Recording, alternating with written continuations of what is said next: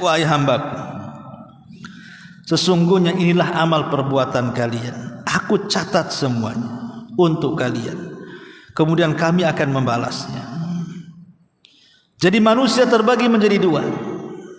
Ada yang ketika di dunia banyak melakukan kebaikan, maka catatannya semua baik. Yang kedua, ada manusia selalu berbuat kejahatan, maka catatannya semua dosa.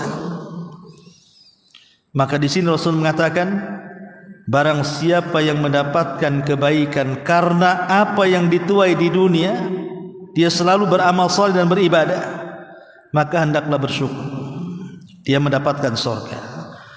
Tapi barang siapa selain daripada itu dia selalu berbuat jahat, maka siap-siap menuai keburukan di akhirat, dan jangan kalian celak kecuali diri-diri kalian.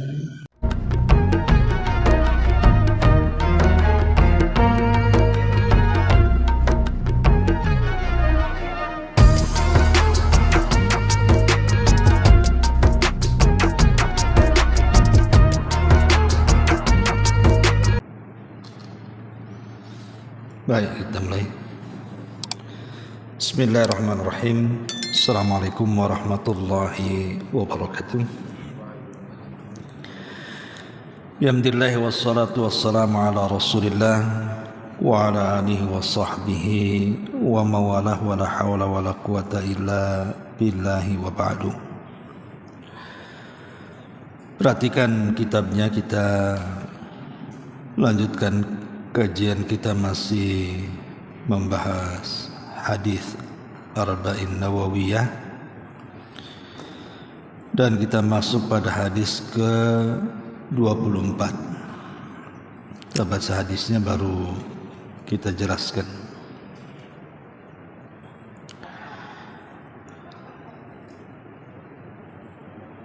Al-hadithur rabi wal 'ishrun an Abi Dzarrin Al-Ghifari radhiyallahu anhu anin Nabi sallallahu alaihi wasallam fi ma yarwihi an rabbih tabaraka wa ta'ala annahu qala ya ibadi inni haramtu dzulma ala nafsi wa ja'altuhu bainakum muharraman fala tadhalamu ya ibadi kullukum dhallun illa man hadaituhu fastahduni ahdikum ya ibadi kullukum ja'i'un illa man at'amtuhu fastat'imuni ut'imkum ya ibadi kullukum 'arin illa man kasaituhu fastaqsuni aqsukum ya ibadi innakum tukhti'una bil-laili wan-nahar wa ana aghfiru dhunuba jami'a fastaghfiruni aghfir lakum ya ibadi innakum lan tablughu dhurri fatadhurruni walan tablughu naf'i fatanfa'uni ya ibadi law anna awwalakum wa akhirakum wa insakum wa jinnakum kanu ala atqa qalbi rajulin wahidin minkum ma zada dhalika fi mulki syai'an ya ibadi law anna awwalakum wa akhirakum wa insakum wa jinnakum kanu ala afjari qalbi rajulin wahid ma naqasa dhalika min mulki syai'an ya ibadi law anna awwalakum wa akhirakum wa insakum wa jinnakum qamu fi sa'idin wahid fasa'aluni fa'a'taitu kulla insanin mas'alatahu ma naqasa dhalika mimma indi illa kama yanqusul mihyat idha udhilal bahra ya ibadi innama hiya a'malukum uhsiha lakum thumma uwaffikum iyyaha faman wajada khairan falyahmadillah wa man wajada ghaira dzalika fala yalumanna ila nafsa. Rawahu Muslim. Dari Abi Dzar Al-Ghifari radhiyallahu an, Nabi sallallahu alaihi wasallam beliau meriwayatkan dari Allah tabaraka wa taala, sesungguhnya dia berfirman, wahai hamba-hambaku, sungguh aku mengharamkan kezaliman atas diriku dan aku menjadikan kezaliman itu haram di antara kalian. Maka janganlah kalian saling menzalimi. Wahai hambaku sekalian, semua kalian sesat kecuali orang yang telah kami berikan petunjuk. Maka hendaklah kalian meminta petunjukku, pasti aku akan memberinya. Wahai hambaku, kalian semua adalah orang yang lapar, kecuali orang yang aku beri makan. Maka hendaklah kalian minta makan kepadaku, pasti aku akan memberinya. Wahai hambaku, kalian semua asalnya telanjang, kecuali yang telah aku berikan pakaian. Maka hendaklah kalian meminta pakaian kepadaku, pasti ku beri. Wahai hambaku, sesungguhnya kalian berbuat dosa pada waktu malam dan siang hari, dan aku mengampuni dosa-dosa itu semuanya. Maka mintalah ampun kepadaku, pasti aku akan mengampuni kalian. Wahai hambaku, sesungguhnya kalian tidak akan dapat membinasakan diriku, dan kalian tidak akan dapat memberikan manfaat kepadaku. Wahai hambaku, kalau orang-orang terdahulu dan yang terakhir, manusia dan jinnya, mereka itu bertakwa seperti orang yang paling bertakwa di antara kalian, tidak akan menambah kekuasaanku sedikit pun. Atau jika orang-orang terdahulu dan yang terakhir, jin dan manusianya, mereka itu berhati jahat seperti yang paling jahat di antara kalian, tidak akan mengurangi kekuasaanku sedikit pun. Wahai hambaku, jika orang-orang terdahulu dan yang terakhir manusia dan jinnya yang tinggal di bumi ini meminta kepadaku, lalu aku memenuhi seluruh permintaan mereka, tidaklah hal itu mengurangi apa yang ada pada diriku, kecuali sebagaimana sebatang jarum yang dicelupkan ke dalam lautan.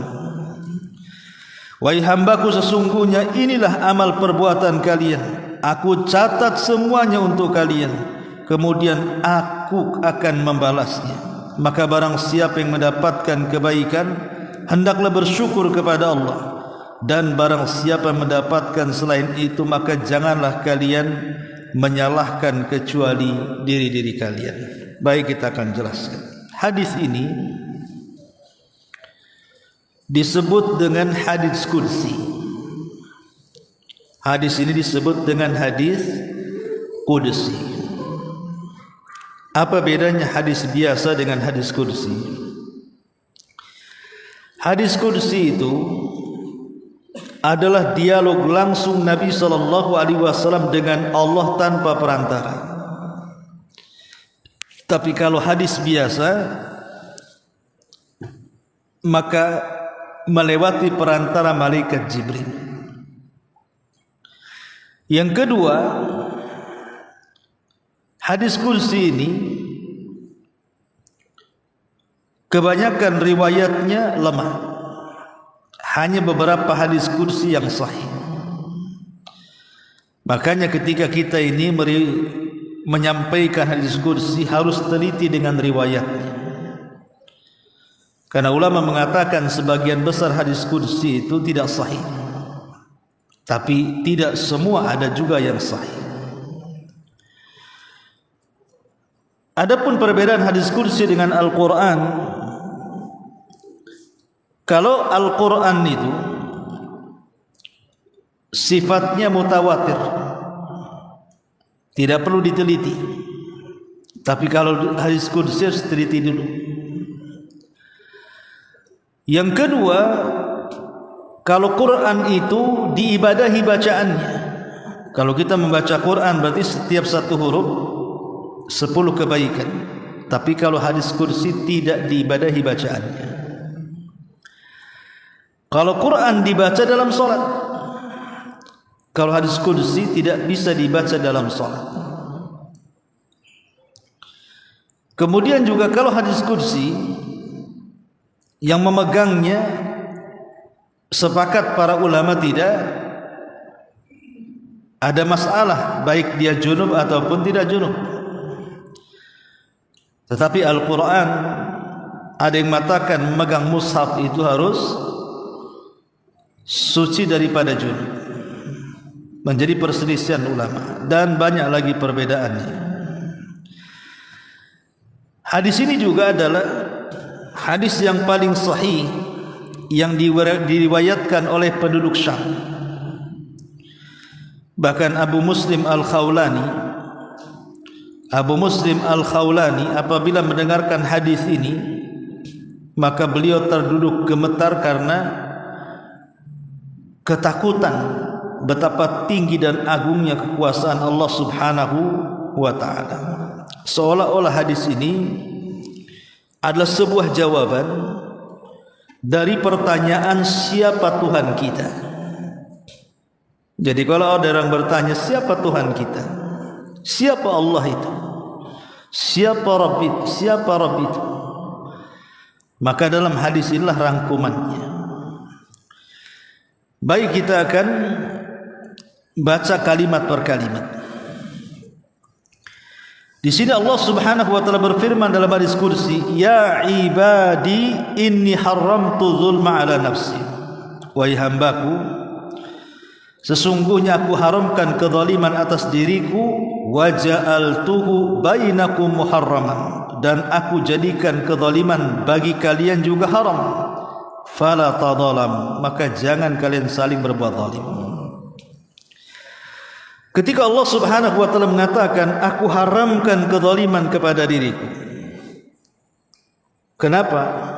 Ini menunjukkan tamamul adli, kesempurnaan keadilan Allah, di mana Allah Subhanahu wa taala zat yang maha adil dan membenci kezaliman. Makanya Allah haramkan kezaliman kepada dirinya sendiri karena dialah zat yang maha adil, dan zalim itu lawan daripada adil. Lah karena Allah Subhanahu wa taala zat yang maha adil dan Allah nafikan kezaliman kepada dirinya, maka Allah juga menyukai dengan keadilan. Dia tidak mau di antara hamba-hambanya ada yang jatuh kepada kezaliman, dan Allah menghendaki hamba-hambanya di atas keadilan. Makanya Allah katakan di sini, wa ja'altuhu bainakum muharraman, dan aku jadikan kezaliman itu haram bagi kalian. Fala tadzalamu, maka jangan saling menzalimi. Allah Subhanahu wa taala bukan saja zat yang tidak mungkin berbuat zalim, karena Allah mencintai keadilan, tapi Allah juga tidak bisa dizalimi. Karena ketinggian dan kebesaran dan kekuatan Allah, sehingga Allah tidak bisa disentuh siapapun. Tapi kita seorang hamba, terkadang kita di pihak orang yang berbuat zalim, terkadang kita di pihak orang yang dizalimi. Itulah bedanya kita dengan Allah Subhanahu wa taala. Allah tidak mungkin berbuat zalim dan Allah tidak mungkin dizalimi, tapi kita manusia bisa melakukan kezaliman dan bisa juga dizalimi. Kalau begitu, disinilah perbedaan antara Khalik dengan makhluk. Taib, bicara tentang kezaliman, zalim ini terbagi menjadi 3. Ada zalim terhadap diri sendiri, ada zalim kepada orang lain, dan ada zalim kepada Allah Subhanahu wa taala. Adapun zalim kepada diri sendiri adalah dengan memanfaatkan badan kita ini untuk bermaksiat. minum khamar, narkoba, begadang semalaman, kesana kemari, motor-motoran dan begitu terusnya ya, anak-anak muda itu dia sedang mendolimi dirinya sendiri, menghabiskan waktunya untuk bermaksiat dan untuk sesuatu yang tidak ada manfaatnya. Adapun zalim kepada manusia, seperti seseorang menggibah, menghina, mencaci, memaki, mengambil barangnya, mencuri, membunuh dan begitu seterusnya. Adapun zalim kepada Allah maka ada dua macam. Ada zalim yang tidak akan pernah terampuni kesyirikan, ada zalim yang terampuni selain daripada itu. Selain daripada kesyirikan di bawah kehendak Allah Subhanahu wa taala. Ma'asyiral muslimin yang dimuliakan Allah Subhanahu wa taala. Di sini Allah mengatakan, fala tadzalamu, maka jangan kalian saling melakukan kezaliman. Karena doa orang-orang yang dizalimi itu mustajab. Doa orang-orang yang dizalimi itu mustajab, walaupun dia orang kafir. Makanya Nabi SAW ketika mengutus Mu'adz dan juga Abu Musa al-Ash'ari ke Yaman untuk berdakwah, salah satu wasiat Rasul kepada Mu'adz dan Abi Musa al-Ash'ari, apa kata Rasul? Fattaqi da'watal mazlum, hati-hati dari doa orang-orang yang dizalimi.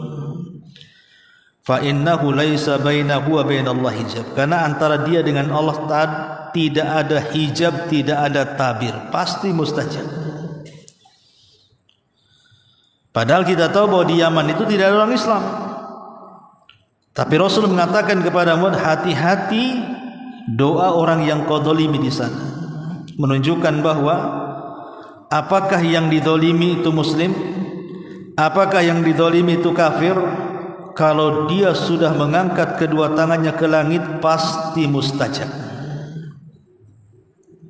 Bukan karena Allah melihat kekafirannya, bukan karena Allah benci dengan kekafiran.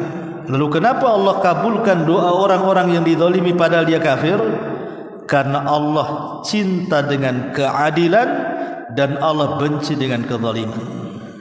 Kemudian kata Nabi, ya ibadi kullukum zalun illa man hadaituhu fastahduni ahdikum. Wahai hambaku, kalian semua awalnya tersesat. Aku yang memberikan hidayah, maka mintalah hidayah kepadaku. Kita tahu bahwa manusia berhajat dengan Allah. Tidak ada satupun manusia yang tidak berhajat dengan Allah Subhanahu wa ta'ala, sampai pun kepada para nabi.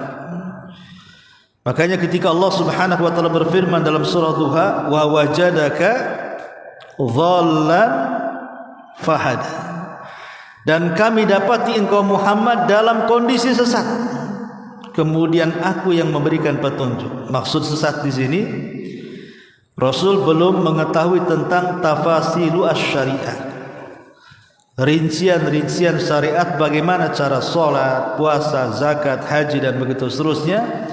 Kemudian Allah berikan petunjuk, oh begini cara menyembah Allah dengan sholat, dengan puasa, dengan zakat, dan Allah ajari tata cara semuanya. Jadi manusia itu sangat berhajat kepada hidayah. Lah karena berhajatnya manusia kepada hidayah, setiap hari 17 kali kita mengatakan dalam sholat kita apa? Ihdina siratal mustaqim. 17 kali kita katakan ihdina siratal mustaqim. Apa maknanya ihdinas siratal mustaqim itu? Ya Allah, berikan petunjuk kepadaku jalan yang lurus. Maknanya ada 3. Pertama, kita minta petunjuk. Yang kedua, kita minta diistiqomahkan dalam petunjuk. Yang ketiga, kita minta petunjuk untuk masa depan sampai menjelang kematian. Inilah makna ihdinas siratal mustaqim. Seolah-olah kita katakan, ya Allah, berikan aku petunjuk Setelah engkau berikan petunjuk, istiqomahkan aku dalam petunjuk. Setelah kau istiqomahkan aku dalam petunjuk, wafatkan aku di atas petunjuk. Jadi kalimat ihdinas siratal mustaqim memiliki 3 makna. Meminta petunjuk, minta ketetapan dalam petunjuk, minta diwafatkan di atas petunjuk, supaya kita selamat. Ihdinas siratal mustaqim. Kemudian Allah mengatakan dalam hadis qudsi di sini, ya ibadi kullukum ja'i, wahai hambaku kalian semua lapar. Illa man at'amtuh, kecuali aku yang memberi makan. Fastat'imuni a'ut'imkum, mintalah makanan kepadaku, aku akan beri makanan kepada kalian. Maksudnya apa? Makanan yang kita makan ini datang dari Allah. Dari mana datangnya? Dari Allah. Kita lihat padi, jagung, kemudian gandum yang menjadi makanan-makanan pokok. Dari mana adanya beras? Dari padi. Dari mana adanya padi? Dari biji padi. Tugas kita itu hanya meletakkan biji saja, kemudian menyiram dan merawat. Adapun yang menumbuhkan padi itu siapa? Allah. Tugas kita hanya meletakkan biji jagung. Lalu yang menumbuhkan biji jagung itu siapa? Allah. Jadi kita ini hanya meletakkan biji-biji, yang menumbuhkan semuanya adalah Allah Subhanahu wa taala. Kalau Allah Subhanahu wa taala mau, Allah bisa gagalkan panen. Kalau Allah mau, Allah akan perbaiki panen sehingga menjadi swasembada. Makanya lihat, kalau Allah Subhanahu wa taala mau, ketika hendak dipanen, tahu-tahu banjir, tak jadi panen. Ketika hendak dipanen, datang hama di mana-mana, akhirnya bangkrut panennya. Ketika kemudian panennya bagus, tahu-tahu jatuh harganya, akhirnya tidak bisa dijual. Semua adalah kehendak Allah. Allah bisa kemudian menghancurkan ekonomi dan Allah bisa mengangkat ekonomi. Allah bisa memberi makan dan Allah bisa menahan makan. Itulah makna kullukum ja'in illa man at'amtuhu fastat'imuni ut'imum. Kemudian Allah mengatakan, ya ibadi kullukum 'arin illa man kasaituhu fastaqsuni uksikum. Wahai hamba Allah, kalian dulu telanjang, aku yang kasih pakaian, maka minta pakaian kepada aku, kuberi. Semua manusia, saya, antum, siapapun terlahir itu telanjang. Mana ada bayi brojol pakai pakaian? Tidak ada. Bayi yang terlahir itu telanjang, mau laki-laki mau perempuan. Baru Allah berikan pakaian. Karena pakaian itu, pakaian yang kita pakai, yang antum pakai itu dari mana asalnya? Dari tumbuh-tumbuhan, dari binatang-binatang. Tumbuh-tumbuhan ini siapa yang menumbuhkan? Allah. Jadi semua kembali kepada Allah. Maka mintalah pakaian kepada Allah Subhanahu wa ta'ala. Karena dulu kita ini telanjang, Allah yang memberikan pakaian kepada kita. Kemudian Allah mengatakan, ya ibadi innakum tukhti'una bil laili wan nahar wa ana aghfiru dzunuba jami'ah. Wahai hambaku, kalian ini terkadang banyak melakukan kesalahan di siang hari dan malam hari. Tapi tenang, aku pengampun dosa-dosa semuanya. Maka mintalah ampun kepadaku, aku akan ampuni kalian. Manusia tidak ada yang terlepas dari dosa. Kalau ada manusia sok suci dan mengatakan aku tidak pernah berbuat dosa, dustakan ucapannya. Sekali lagi saya katakan, kalau ada manusia sok suci dan mengatakan saya tidak pernah berbuat dosa, kita katakan dustakan kata-katanya. Karena tidak ada manusia yang lepas dari dosa. Mana hadisnya? Kullu bani Adam khatta'un, kullu bani Adam khatta'un wa khairul khatta'ina tawwabun. Setiap anak Adam itu pasti salah, dan sebaik-baik orang bersalah itu istighfar. Lah ketika Allah mengatakan kalian ini siang malam selalu berbuat dosa, menunjukkan apa? Menunjukkan kita ini sedang menanti hukuman. Sama kalau antum telat pulang, orang tua marah, kemana aja kamu kok telat? Berarti orang tua ini akan menghukum. Atau seorang guru, antum kalau masuk ke kelas ya suka telat, tentu gurunya akan marah. Kenapa kamu telat? Pasti akan marah, pasti akan diberikan hukuman.